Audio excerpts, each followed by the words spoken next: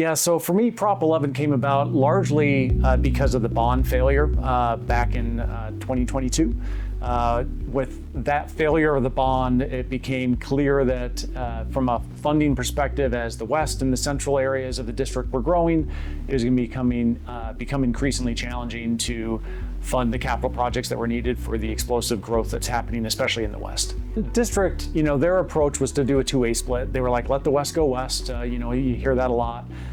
Because that's where a lot of the growth is. But in my mind, Prop 11 allows for a three-way split that allows for really three very distinct areas to handle their unique needs. So the West has explosive growth, like Lehigh used to be having.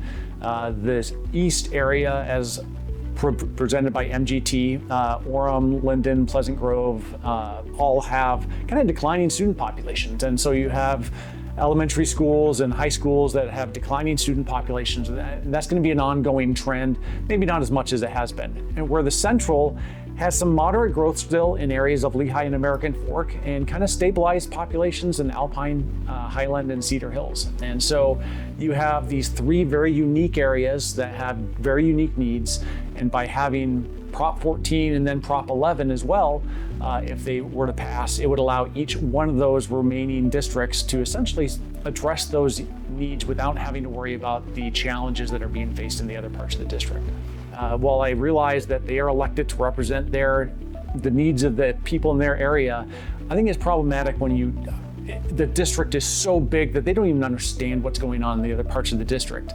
We're going to now, with three districts, assuming again Prop 14 and Prop 11 pass, have school board members that are much closer to their community. They're not going to be representing nearly as many taxpayers, but also students that they have been in the past.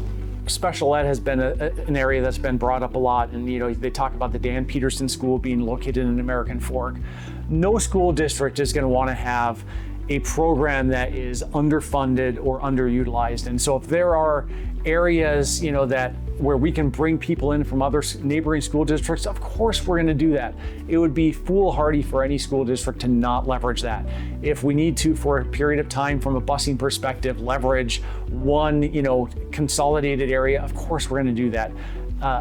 Any school board member that's going to be elected is going to have a fiduciary responsibility for their taxpayers that they're representing. And so if they can leverage an existing facility and let other people, utilize that as well, it just makes sense. In my mind, there's really two different ways that school boards or school districts tax. One is through bonding, which I already talked about that in 2022 that bond failed. Alpine School District, to their credit, I think did a very good job of layering in bonds where there was really never a tax increase from a bond perspective because as one bond was dropping off, they'd have another bond layer in. And so I thought they did a great job with that. But with that bond failure, then they're left to tax increments. And Alpine School District, I think over the last 10 years, has raised taxes something like 6 times through tax increments. And that's going to be an ongoing mechanism that they have to leverage.